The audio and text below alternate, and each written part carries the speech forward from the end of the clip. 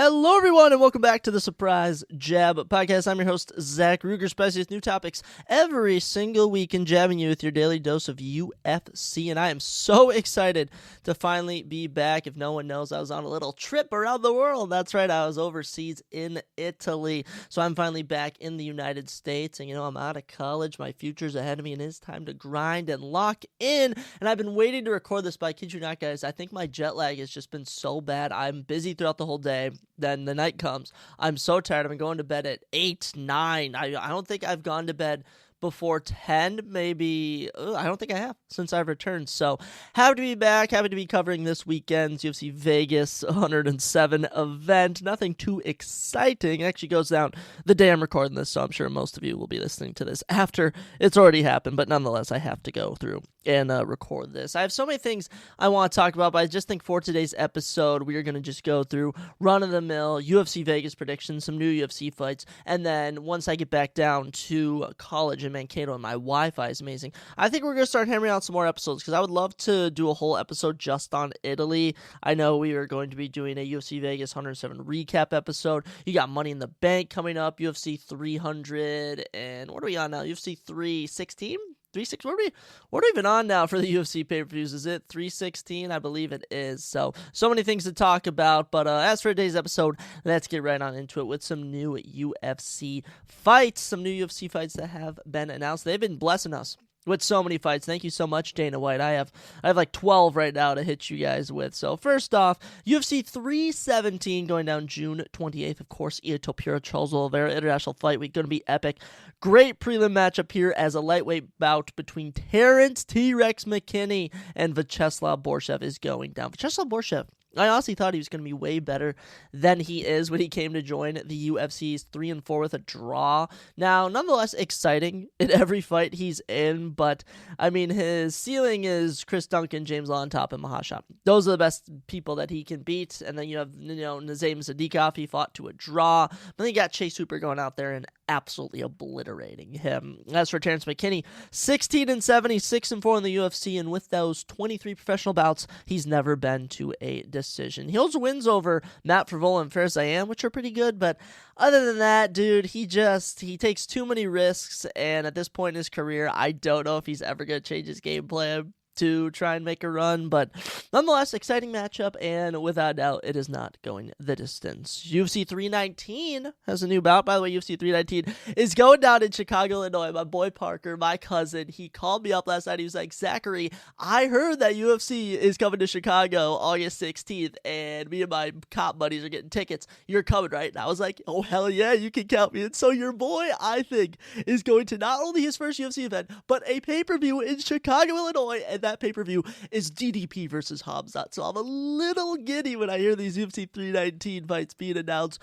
It's probably going to be a bag. Your boy's probably going to be dropping hundreds of dollars, but hey, nonetheless, it's worth it to go to an event that I literally talk about every single week. So this matchup, flyweight, the number 11 ranked flyweight, Tim Elliott, finally back in action. I can't even remember the last time Tim Elliott fought as he takes on the number 15th ranked Kai Asakura. Kai Asakura finally getting a second fight in the UFC. I've been waiting for an announcement, and it'll be 8 months removed from his fight with Alexander Pantoja. And what I will say in that Alexander Pantoja fight is Kai Asakura's striking looked on point. Okay, he looked on point. He also ate clean shots from Pantoja, but Alexander Pantoja just has reached a point where it's like his game plan is like, I can literally just take you down, submit you. And it's as simple as that. And, Kai Asakura, in his 5 career losses, it has been shown that being taken down is his weakness and getting submitted. So, Tim Elliott, he's a grappler, but the striking with Kai Asakura, I think, is going to be too much. This one could be on the main card, but I have a feeling they're loading up this Chicago event. So, probably going to be on the prelims. Nonetheless, good fight matchup right there. UFC Nashville has a new fight, welterweight division, July 12th. Chris Curtis finally back in action. I can't remember the last time Chris Curtis fought. When did he fight Calvin Gastelum? Was it Daniel Rodriguez he fought last? I don't even know, but He takes on Max Payne Griffin. Max Griffin coming off a win over, was it Jeremiah Wells? He's coming off a good win himself. I like that. 2 aged veterans, welterweight division. That's a fun fight. Chris Curtis, we'll see how he does at welterweight. It's kind of hard to picture him at welterweight, being how long he was at middleweight, but I'd probably back the Action Man in that bout. Another welterweight matchup for you in Nashville, Tennessee. Jake the Celtic Kid Matthews, takes on Chidi Njokuani. And Chidi Njokuani, after being 2-3 in the middleweight division, has turned it around. He beat Max Griffin, who we just talked about. He's beaten Elizio Zaleski dos Santos. He's beaten Rise McKee, and now he's 3-0 at welterweight. 25-10 professional record. And he's taking on Jake Matthews. Jake Matthews, for being 31 years old, is a staple of the men's welterweight division. 21 UFC fights. He's been fighting since he was 21, I'm pretty sure, in the company, and he's just never really made it past the hump. He's beaten Francisco Prado, Li Jingliang, Diego Sanchez, but other than that, he'll get a shot against, I don't even know. Has he even been given like a ranked opponent over the last few, whenever? I mean, as I look at the welterweight division, I think he may have fought in Vicente Luque. Honestly, I don't even know. I really don't even know. So, good matchup nonetheless. We'll probably be on the prelims. Good for them. UFC Nashville has another matchup. Heavyweight division. Ooh, light heavyweight. Junior Tafa going down to light heavyweight to take on Tuco Tucos. And Tuco Tucos, I believe, I am so confused how he's still in the UFC, is 0-2, and he's been knocked out in round 1. In both of them. And as for Junior Tafa, he's 2-3 and has just taken some pretty brutal losses. And he's been kind of whining like a baby, like last time when Walter Walker submitted him. So this is set up for Junior Tafa to get a win, but if he loses, he is so getting cut from the company. Bellagio Key has a new matchup against Michael Aswell on today's card. We're going to be talking about. I don't have any fighter notes on Michael Aswell. He was supposed to be taking on Marquel Medeiros, but nonetheless, Marquel Medeiros is coming out. So Michael Aswell, it looks like he's about 24 years old. He's from, just says USA. I have no idea anything about him, but we'll be talking about that later on the episode. UFC 318 has a fun welterweight matchup as Francisco Prado is back as he takes on Nikolai Veretanina. Francisco Prado somehow is 1-3 in the UFC with 3 of the most entertaining losses I've ever seen. I'm very perplexed by that, but you know what? This will be a great opportunity for him to bounce back. He's taking on Nikolai Veretanina, who himself is 0-2 in the UFC, and I don't even know a lickety-split about him, so this is a fight that both of these guys will need to win. UFC 316 has a new matchup as Chaos Williams will be taking on Albert Tadeuzian.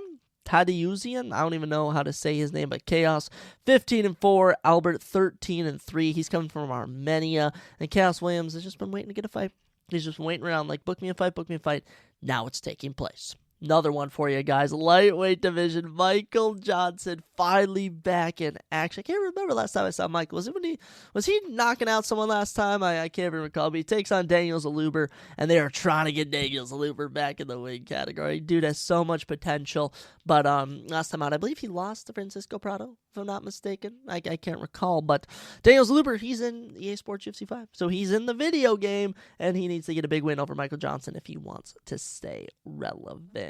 And the last fight that I will mention here, the last biggest one probably that we've gotten, UFC Nashville has not even its co-main event, might I add. Wonder Boy Thompson finally back since I'm pretty sure he fought Shavkat Rakhmonov. It's been over a year. It's been a long time coming. Takes on Gabriel Bonfim. Gabriel Bonfim, of course, 4-1 in the UFC. He lost to, Nicholas Dalby last time out, but he bounced back with a win in his last contest against Trevin Giles, and now he's here. He's looking to win against a ranked opponent, and this is a nightmare matchup for Wonderboy Thompson. They keep giving him grapplers, and it's getting to a point where I'm pretty sure it's an inside job with the UFC to just get Wonderboy out of the rankings, but hey, that's a fun contest. The summer's looking packed. We got a lot of fun UFC events coming at you throughout the year. But let's get right on into today's event. It's very low-key. It's very lackluster. And, there's so many things I wanted to talk about, but we're just going to stick with this because my parents are actually running a garage sale today, and I have to go out and bring this to the library to upload it. It's a different environment back here compared to down at school, and especially traveling abroad. I've learned that the world is so big. The world is so big, and there's just so many things to see and to do, but we're not getting all philosophical. let's talk about some UFC fights. So first off, women's strawweight division. We got Rayana dos Santos taking on Elise Ardeline. Ryan minus 265 is the favorite. Elise plus 215 is the underdog. Rayana dos Santos 14-8. Alice 9-7. 5'3" to 5'2". Alice does have an inch in height. Both women are 6'2", or both women have 62-inch reach, and both stand in the orthodox stance. They are about as similar as you can get. We'll start with the favorite, Rayana dos Santos, 29 years old, from Brazil, 10 finishes in 14 wins, 2 KOs, and 8 subs, and of her 8 defeats, she's only ever been finished twice. These two are actually supposed to fight October 19th. Fun fact, I didn't even know that, but now that fight didn't happen, so now they're fighting on UFC Vegas 107. Rayana 0-2. In the UFC, also lost on Dana's Contender Series, all of them by decision. And both her UFC fights she's lost are by split decision. And if I don't remember, I'm trying to remember correctly, but I think a lot of people thought that both of those fights she won. I don't really think it matters at this point. You know, you're 14-8, 29 women's strawweight division. She could maybe make a run, but I don't really know. So this is a make or break for Rayana dos Santos. If she doesn't win, she's getting axed from the company. Same thing goes for Alice Ardeline, 33 years old, from Romania, but now fights out of England.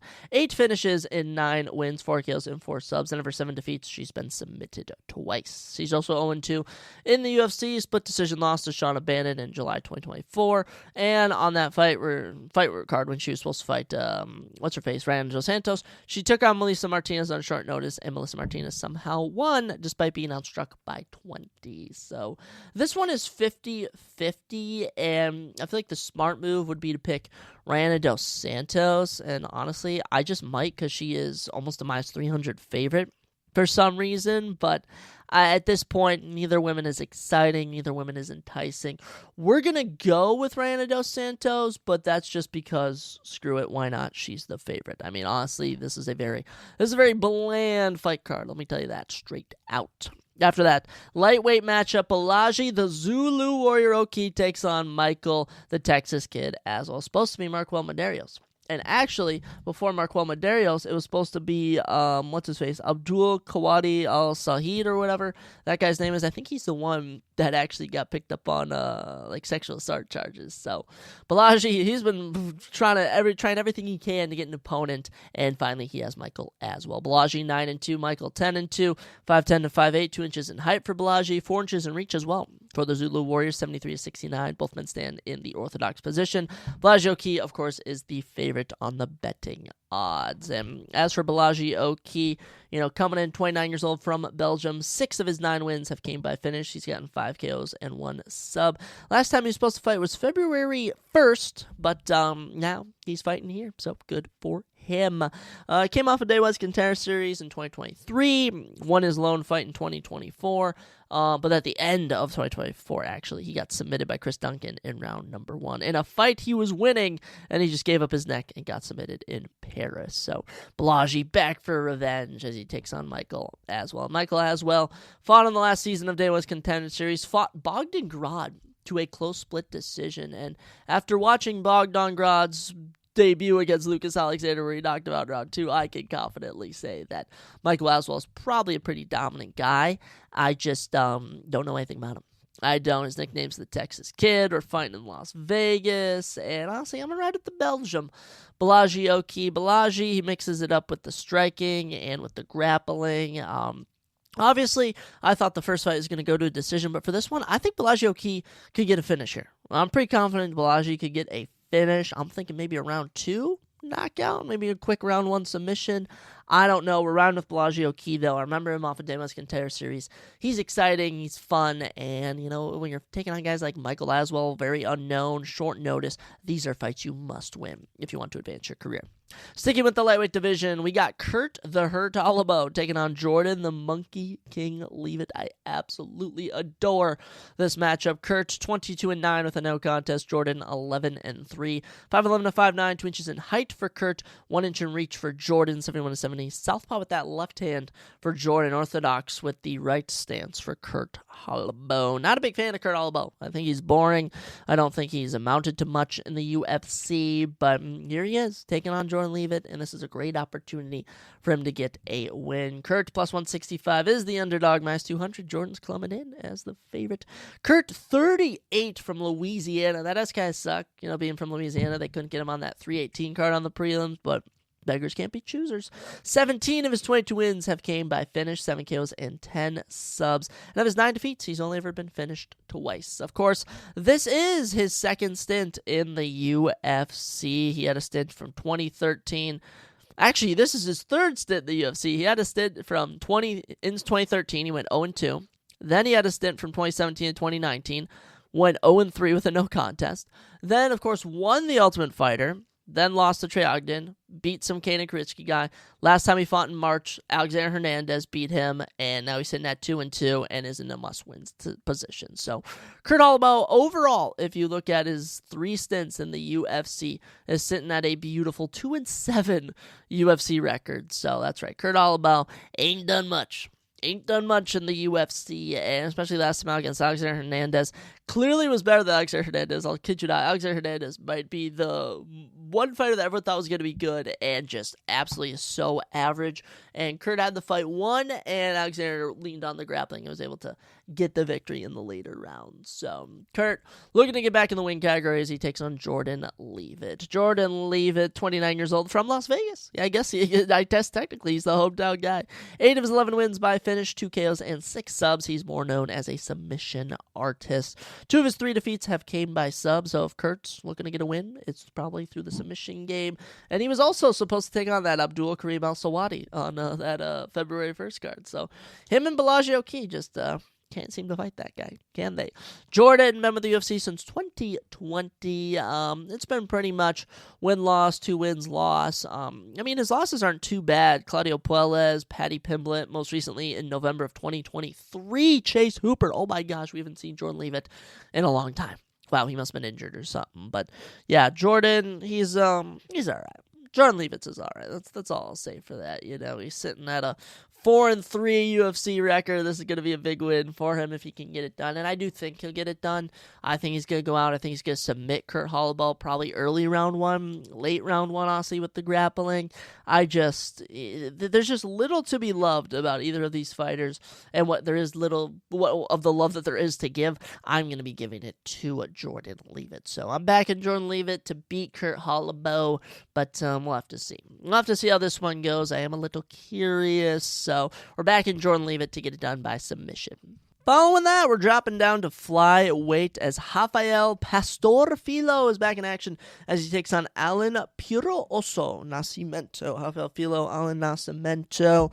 2 notable names that I have always been covering since I started this podcast.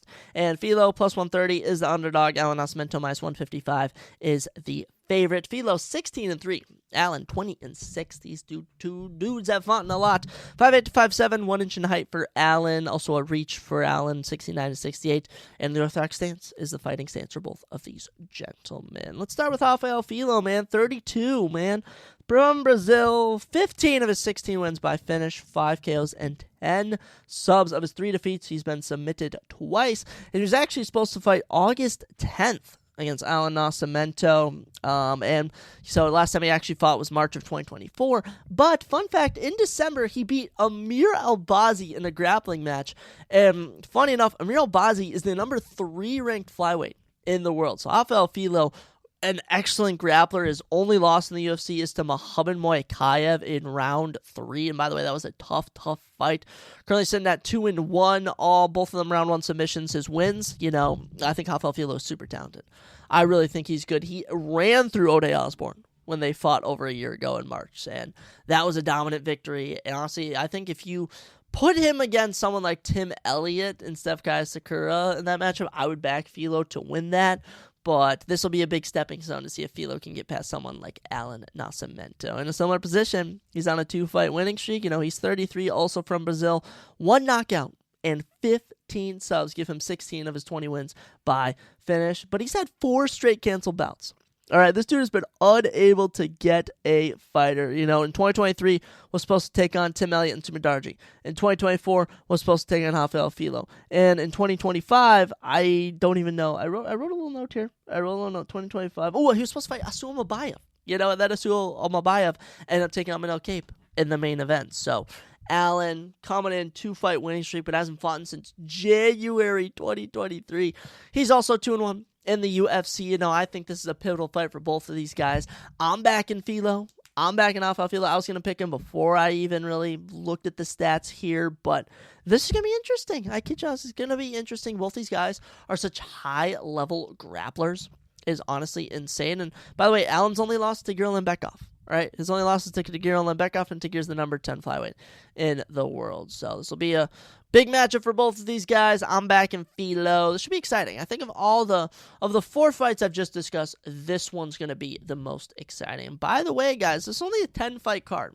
There's only a 10-fight card. We've had so many freaking cancellations. I mean, we lost Trevin Giles, Andreas Gustafsson, because Trevin Giles apparently fainted or something at the weigh-ins. I have no idea what took place there. Also, Macy Barber missed weight for the main event. Marquel Medeiros pulled out of his fight. I mean, this event's been cursed. This event's been so cursed. I wish I could actually see all the canceled bouts that have taken place on this card. Should we actually look at that real quick? I might actually look at that real quick because there have been so many that have just been falling apart, and I don't understand why it's been falling apart, but it has. So, quick little look here. We'll go to Tapeology super fast because, if I'm not mistaken, we've had a good number that have fallen apart. And we scroll to the bottom. Yeah, Oban Elliott was supposed to take on Ramiz Barhamaj. Su Young Koo was supposed to take on Billy Ray Goff. We're going to talk about that matchup later. Andreas Gustafsson was supposed to take on Jeremiah Wells. Jeremiah pulled out. Then came in Trevin Giles. Then Trevin Giles pulled out. Like I said, Marquel Medeiros had to withdraw. Yeah, so this event's been kind of cursed. These UFC Vegas events are always super goofy, but nonetheless, we push on to more exciting matchups. And next up, with what I believe is our final prelim matchup. That's right, the prelims. Well, there's only 5 fights. It's a savage one. Middleweight division as Zachary Savage Reese takes on Dusko Thunder Todorovic. Zachary minus 280, Dusko plus 190. Reese 8-2, Todorovic 12-5, 6'4" to 6'1". Wow, Reese 3 inches in height. I didn't realize he was 6'4". He also has 3 inches in reach. So reach and height, 3 inches for Zachary, 77 to 74. Switch stance, he's all over the place for Zachary Reese, and orthodox for Dusko Thunder Todorovic. Let's start with Zachary Reese, man. I've been watching this guy since he came off of Dana White's Contender Series. 31 from Texas. 7 of his 8 wins by finish. He's gotten, 6 KOs? And 5 KOs and 2 subs, and both of his defeats have came by knockout. This dude is as action-packed as it gets. He's a wild card. They don't call him Savage for no reason. Day One's Contender Series gets taken down by Eli Aronoff right away, wraps up an armbar. Brutal, amazing. Makes his debut. He's coming in undefeated, locks up a submission on Cody Brundage, and Cody Brundage knocks out him. He slams him down and knocks out. It was so embarrassing. Following that, takes on Julian Marquez in UFC Louisville and knocks him out in 20 seconds. It was so hype. I was at a Twin Peaks with my boy Jaden, my cousin Parker, his buddy, and the whole place was going nuts. We were going, oh my gosh, he's knocking him out. It was so exciting. Then makes a quick 2-month turnaround, takes on Jose Dango Medina, which should have been a layup fight, and he just chooses to grapple him through all 3 rounds and gets the win. Good enough. Then, last time he fought, January 18th, UFC 311, Azamat Bekov knocked him out in 3 minutes. But to be fair, no one realized how good Azamat Bekov was until he took on Ryan Loder and just utterly ran through him and knocked him out cold. So let's not hold that against Zachary Reese. The Cody Brundage one, Cody Brundage has sneaky prelim power. We done known that Cody Brundage is such a wild card, but for Azamat Bekov, that dude is as legit as they come, and I'm excited to see what's next for him. So Reese, don't sleep on him. He's super exciting. The 2-2 UFC record, he's much better than that. His opponent, though, Dusko Todorovic. I'm so perplexed how Dusko is still being given UFC fights. He's also 31. He's from Serbia. 8 knockouts and 3 subs give him also all but 1 fight by finish. And of his 5 defeats, he's been knocked out 4 times. He's been knocked out 4 times of all his defeats. Oh, it's been brutal. It's been a brutal run for Dusko, and he came in, man. He had so much prowess. He was 10-0. He's knocking out Daquan Townsend in 2020. Then takes on Punahele Soriano. Punahele knocks him out round 1. And I was kind of like, damn, okay. Then comes back, takes on Gregor Rodriguez, and Gregor Rodriguez grapples him to a victory, very random. Takes on Maki Pitolo, knocks him out in round 1. We're like, okay, he's back. Then takes on Chidi Nchukane. Chidi Nchukane knocks him out. All right, now we're in October 2022. Takes on Jordan Wright in a fight of the night, and he knocks him out, and it was legendary. And then his lone fight in 2023, Christian Leroy Duncan is fighting him, and then he gets injured, sadly. Then it comes back in November 2024, takes on Mansour Abdul Malik. But, Mansour Abdul Malik is an absolute wrecking machine, and he runs through him in 2 minutes and 45 seconds. So, Dusko, it's not impressive. He's 3-5, actually, in the UFC. All of those but one coming by knockout. But I do think this is a fight he can win. I do think this is a fight that Dusko could win. Now, am I picking him to win? Absolutely not. I'm picking Zachary Reese to knock him out in round 1. That's my prediction. Also, Zachary Power. I got to root for my boys from Minnesota. I got to root for my Zachs. That's how we do things here. But for this fight, seeing how wild both of these guys have fought. As we look at Dusko's fights, obviously the Punahele, the Gregory, the Chidi, those are tough losses. But Christian Leroy Duncan, he got hurt. And then he came back over a year and a half later, and he's to take on this young up-and-comer with crazy knockout power. Mansour Abdul Malik has insane knockout power. He also fought in February recently, destroyed Nick Klein. So let's not give Dusko too much hate as I was, kind of flacking on him. But I will say Zachary Reese should win this one. I'm predicting him to win this one. But don't, like I'm just saying, I'm always throwing it out there. Don't sleep on him. Don't sleep on him. With that, we are getting into our 5-fight main card. I'm assuming they're just going to split it 5-5. But for some reason, I don't know if it was Macy Chiasson. I don't know if it was Ketlen Vieira, but someone came in heavy. And our women's bantamweight matchup between the number 3 and number 5 ranked Ketlen Vieira and Macy Chiasson is now at women's featherweight. So I'm not trying to say, they came in overweight, but hey, maybe it was booked like this. I don't think it was, but Ketlen Phenomenal Vera takes on Macy Chiasson. Ketlen 14-4, Macy 11-3, 5'11" and 5'8", 3 inches in height for Macy, and also 4 inches in reach. Wow, 72-68 orthodox stance for both of these ladies. -105 and -115. Odds makers cannot decide between these two. First off, the number 3 ranked Ketlen Vieira, 33 years old, from Brazil, 6 of her 14 wins by finish, so a decision machine, I can't lie, 2 knockouts and 4 subs. Over 4 defeats, she's only ever been submitted once, and these two were actually supposed to fight February 22nd. And actually, wow, they were actually supposed to fight February 22nd, 2024, and January 13th, 2025. So these two have been waiting to get after each other. Last time Ketlen fought, October 2024, took on Kayla Harrison. Now, I will say, with that Kayla Harrison fight, she was able to avoid getting submitted. I'll say that. She was actually able to win a round on one judge's scorecard, that round being, I think, round 2, but clearly lost round 1, clearly lost round 3, and in all honesty, lost the entire fight. But Ketlen Vieira has been with the company, you'd be surprised, 9 years now. Some of her highlights, she was able to take on Sarah McMahon and get a finish. It's been her only UFC finish. She had a main event against Miesha Tate and Holly Holmes and won both of those.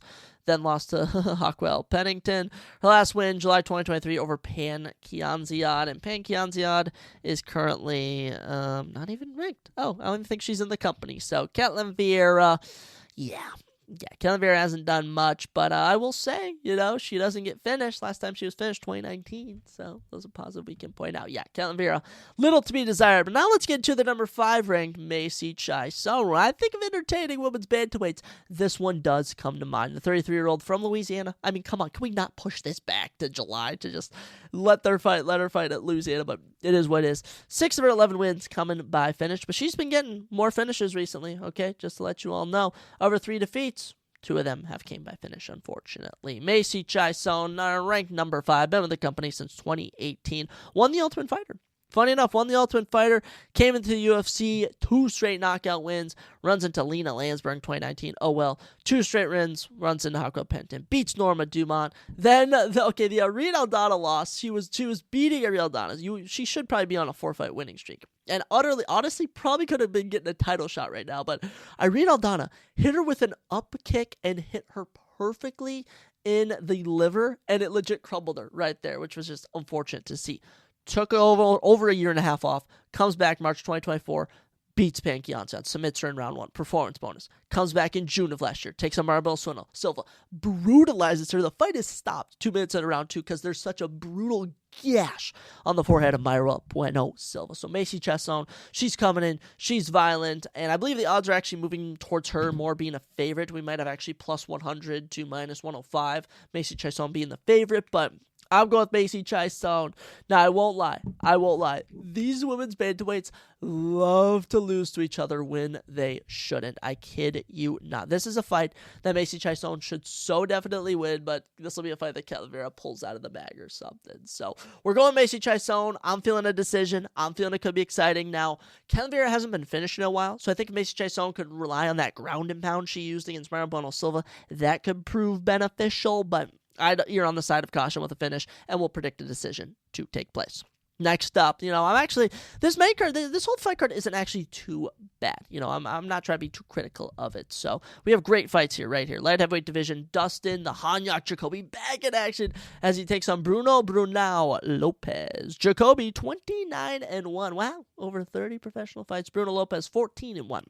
6'3" to 6'2", 1 inch in height for Dustin, and 2 inches in reach, 76-74. Orthodox stance for both of our fighters. Dustin minus 215, Bruno plus 150. Dustin Jacoby, he's floated in and out of the UFC rankings. I'll tell you that. This dude is ageless, man. 37 years old from Colorado. 13 knockouts and 1 submission. 14 of 20 wins coming by finish. And of his 9 defeats, he has been finished 4 times. Dustin been with the company since 2011. This is his second stint, but his first stint was an 0-2 run in 2011, 2012. But since coming back in 2020, winning on Dana White's Contender Series, this dude has just been on a roll. Honestly, I'm going to say this dude has been on a roll. He is currently 8-4 with a draw. 8-4 with a drop. And let me just take you through all this, right? Comes back, wins on Dana White's Contender Series, debuts in 2020, knockout. Okay, 2021 win, draw against Ian Kudalaba. By the way, it got 10-8 in round 1 against Ian Kudalaba and fought back to win. Knocks out Darren Stewart, goes on a little 4-fight winning streak, also knocks out Du Wong Jung. Then runs into Khalil Roundtree Jr. October 2022, and this fight, I stand by this. I have no idea how Khalil won this. By the way, I predicted Khalil to win. I didn't think he won the fight at all. Dustin Jacoby outstruck him by 35-45 significant strikes, and I was taken aback by it. So taken aback. Following that, takes on Azamat Murzakanov. Azamat Murzakanov had the fight won at so many chances, and Dustin just kept fighting back. It was beautiful to see. August 2023, 2-minute knockout of Kenny Nchuku. Actually, a minute 22 knockout, if you will. December 2023, takes on Alonzo Menifield. Almost a similar fight to the Azamat Murzakanov fight. Just sloppy. Somehow Dustin avoids getting finished. Then, last defeat, June 2024. Okay, Dominic Reyes knocked him out in 2 minutes. But to be fair, the Devastator's back. Dominic Reyes is completely freaking back. Okay, let's preface that right here. And then Dustin Jacoby, proven he may be one of the greatest gatekeepers of all time, knocks Vitor Petrino out, Kamaru Usman, Jorge Masvidal style, on the final event of 2024. It was so freaking good. And as we thought of this, because Dustin Jacoby is an absolute killer. So his whole career has been exciting. His last few fights have been very exciting. Don't be put off by the 2-4 over his last 6. This dude is action-packed. His opponent, Bruno Lopez, I don't know much about. 32. From Brazil on a little 3-fight winning streak, 11 of 14 wins by finish, 6 KOs, 5 subs, so he does it all kinds of ways. Fought on Dana White's Contender Series in 2023, knocked out in round 1 by Brenson Ribeiro. Comes back August 2024, knocks out Mikel Saziani, no idea who that is. Then debuts officially January of 2025 of this year, takes on Magomed Gazieluev and grapples his way to a victory. So they clearly think highly of Bruno Lopez to give him someone like Dustin Jacoby, but I would rather get this wrong than go against the Hanyak. Give me Dustin Jacoby all day. You know what? Dustin Jacoby, round 1 knockout. Again, I think Dustin Jacoby has sneaky dad power. He's honestly the dad where, your daughter is getting like someone's roughing her up and he shows up and he's just knocking out all these crappy little high school dudes. I don't even know what I'm saying, but Dustin Jacoby all day. I'll ride with them. Low-key, this might be my favorite fight on the card. I can't even lie. This may be the fight I'm looking forward to most. But let's drop down in weight to the welterweight division. Billy Ray Goff, Ramiz Brahimajin. Dude, these two guys weren't even supposed to fight each other. You know, Billy Ray Goff's supposed to take on Sung-Yuk Choi. Ramiz Brahmaj supposed to take on Obad Elliott. And both those guys getting pulled off of this card. So they're like, hey, do you two just want to fight each other? They're like, sure, man. Let's just freaking do it. So Billy Ray Goff coming in minus 340 favorite. Ramiz the plus 270 underdog. 9-3 for Billy Ray Goff. 11-5 for Ramiz Brahmaj as their professional records. Both men are 5'10". Both men have a 72-inch reach. Switch stands for Billy. Orthodox for me. This is a great matchup, actually. You know, I think this matchup falling apart was meant to be. These two just seem made to fight each other. They're just so similar in so many aspects, but where they do differ is kind of in their fight style. So, first off, Billy Ray Goff, 26 years young, from Connecticut. Of his 9 wins, 7 knockouts. Of his 3 defeats, he's only ever been finished once by TKO. So yes, he was, of course, supposed to fight Sung-Yuk Choi. He also had 2 other canceled bouts in 2025 early in the year. Last time he fought, May of 2024, was a fight of the night loss to Trey Waters. Before that, knocked out Kusaku Kinoshita in his debut in August 2023. Won on Dana White's Qatar Series in 2022. Dude's been doing 1 fight a year, so it's been kind of tough for Billy Ray Goff to get active. I will say he has some of the most flowy hair. I mean, he has hair that they put on like a cologne model when you see in the store or something. So Billy Ray Goff has some good flow. As for his fight style, you know, it's easy to look at a fight of the night, but I won't lie, he lost that. I don't know how he lost that fight. I can't really remember it. That was a UFC Fight Night, Lewis and Nascimento. That was a weird one. That was St. Louis, wasn't it? So, yeah.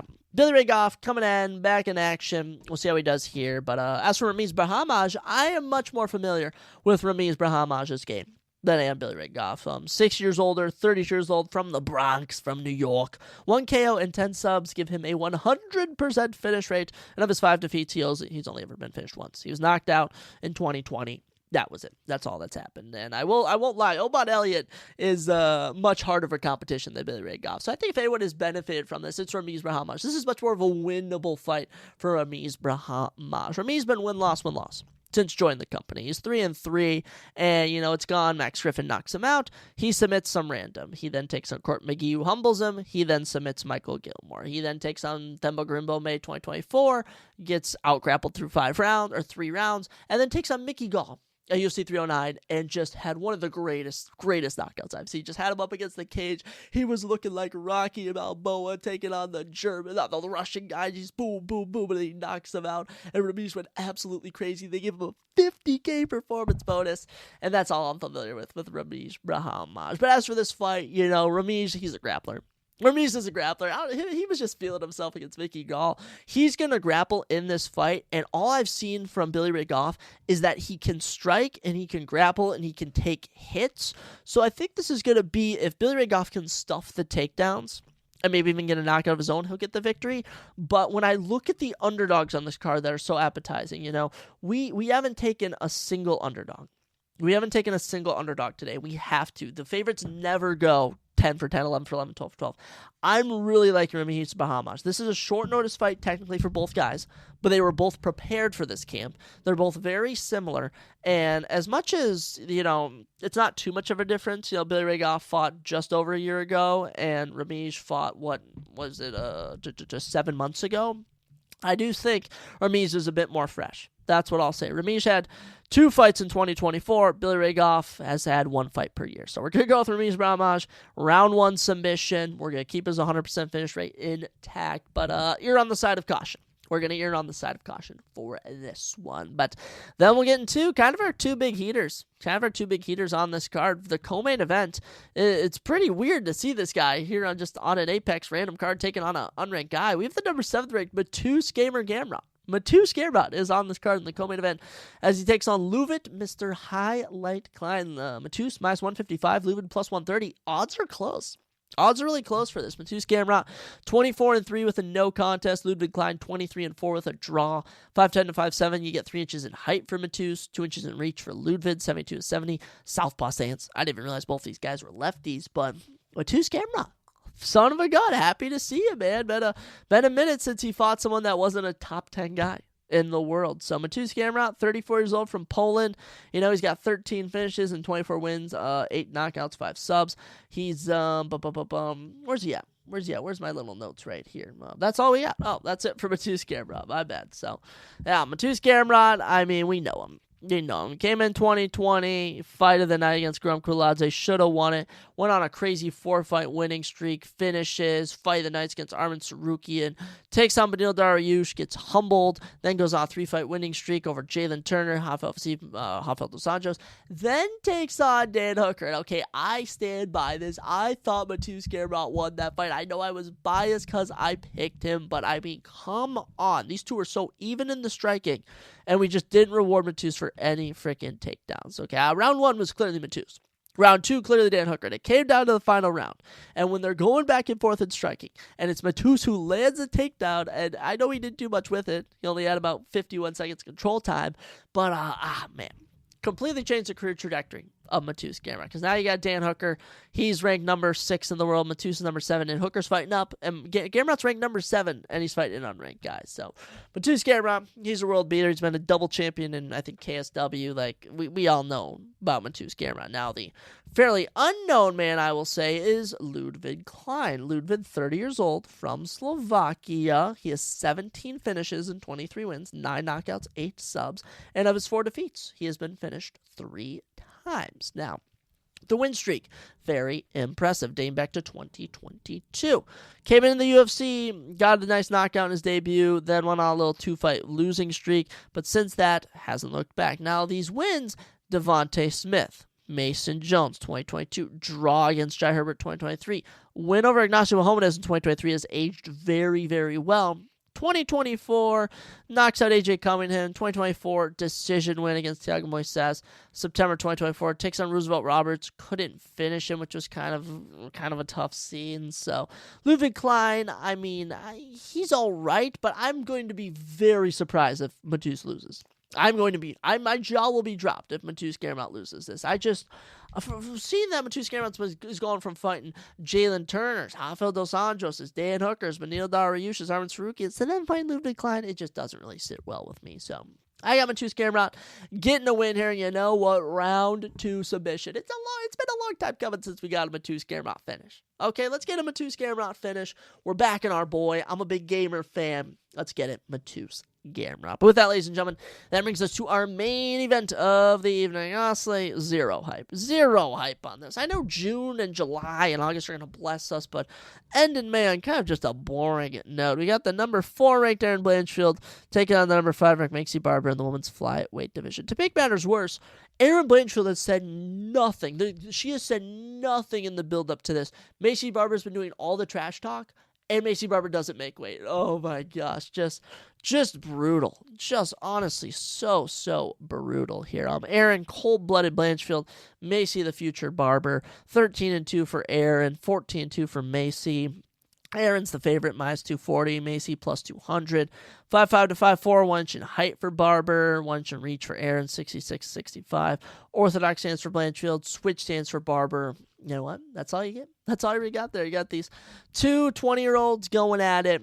We'll see how it goes. Erin Coldblood Blanchfield, 26 years old, from New Jersey. Over 13 wins, 2 KOs, and 4 subs. And you know what? She's good. I think Erin Blanchfield is very, very talented. Coming into the UFC, she was on a crazy win streak, and the win streak kept adding up. You know, she was 6-0 in the UFC, wins over Jessica Andrade, Molly McCann, Miranda Maverick, Talia Santos, then takes on Manon Fiorot, and she gets not only to fight Manon Fiorot, but in front of her home city of New Jersey.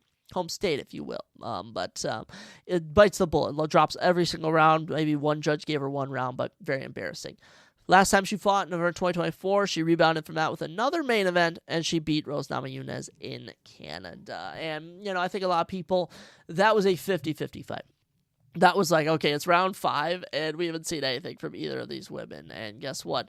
You know, they gave it to Erin Blanchfield. She was able to get it done. She outstruck her. She had a more control time, but little to be desired, really. And to be fair, Erin Blanchfield is exciting. That little 3-fight finish streak she had from 2022 to 2023, very exciting. The Talia Santos fight, kind of boring. Man, Fiorot fight, boring. Rose Namajunas fight, boring. So the one detractor from me picking Erin Blanchfield is that she's not exciting. which isn't really a thing I should bring into account when I'm choosing whether I think someone's going to win or lose. But her opponent, Macy Barber, she's been exciting. Macy Barber done been exciting. 27 years old from Wisconsin, on a 6-fight winning streak, 8 of 14 wins by finish, 6 KOs, 2 subs. She was supposed to take on Rose Namajunas July 13th. Instead, she had to pull out, obviously, Tracy Cortez or whatever came in for that fight, and now look where it's at. It's Erin Blanchfield with the win over Rose Namajunas, and Macy Barber hasn't fought since March 2024. Now, 6-fight win streak, very good, but she has that shaky win over Miranda Maverick, boring decision win over Matanda De La Rosa, boring win over Jessica Ai, boring win over Andrea Lee, which a lot of people didn't think she won. The win over Amanda Ribas, June 2023, very exciting. Last time she fought March 2024, beat Caitlin Sermonera. Nothing exciting there. There's little to be loved. But now, to be fair, the last time she lost was in 2021 against Alexa Grasso, which I do think we have to give her some credit for. So 9-2 in the UFC. I think it's good change of the guard here. The winner of this is going to be moved up to, I think, the number 3 spot in the rankings. I think they'll move them past Alexa Grasso, maybe even past Amanda Ribas. Who knows? But this is so 50-50. This is so 50-50. I don't even know who to pick, Obviously, Erin has fought more recently. It's so tricky, guys. It's so tricky. So grappling, it's Blanchfield. Grappling is easily Blanchfield all day, but striking is clearly Macy Barber. So, this is tricky. Let me take a quick look at how that Erin Blanchfield and Rose Namajunas fight went, because it was 44-7 across the bat. Rose won round 1, Erin round 2, Rose won round, actually Erin won rounds 1. No, Erin Blanchfield won round 2, 3, and 4. And I have no idea. She had 9 minutes of control time. I have no idea what the judges were watching in this. I didn't watch it this whole card. It was so boring. But honestly, Rose Namajunas might have won rounds 1 and 2, and then Erin won round 3 through 5. So, very interesting. Another thing to take into account is Erin Blanchfield has never had, Macy Barber's never had a 5-round fight. Erin Blanchfield has now had like 3 in a row. So, we have to decide. We can't be too indecisive. It's I don't know. I can't decide. This is the indecision I face when I'm on here. So, man, if you're beat her in the striking, I'm gonna say Macy Barber beats her in the striking. I'm gonna go with Macy Barber. We're going with Macy Barber in this one. If we get it wrong, oh well. I don't really care. I honestly don't really care, but should be exciting. My favorite fight I'm looking forward to, Dustin Jacoby, the Zachary Reese fight. Probably the 2 scam Ramiz Brahmash. There's a couple bangers on here, but yeah. Lots more exciting stuff to come in the month of June. Let me just remind you guys, after this, it's UFC 316. Then it's UFC Atlanta. Then it's UFC Azerbaijan. Then it's UFC 317. Then it's UFC Nashville. Then it's UFC New Orleans. And then we're going to Abu Dhabi. I mean, we are in for the greatest summer of UFC that we've had in a while. But yeah, we'll be back quicker than usual with another episode, guys. I'm pretty sure we're obviously going to do a little recap on this. There's so many other things I want to talk about. Saturday night's main event with WWE, Money in the Bank coming up with that as well. I wanted to rank all my college classes, I think, since I'm done now. My Italy trip, I've been watching some movies, reading some books, lots of stuff to talk about in the future. But also, trying to build a social presence, guys. I'm out of college. I have no more excuses. It's time to finally start building the dream life I've been wanting to build. So, with that, I'll send you all off. I want you all to have an amazing weekend, have an amazing life. And as always, you know the spiel. I'll catch you next time on the Surprise Jab Podcast.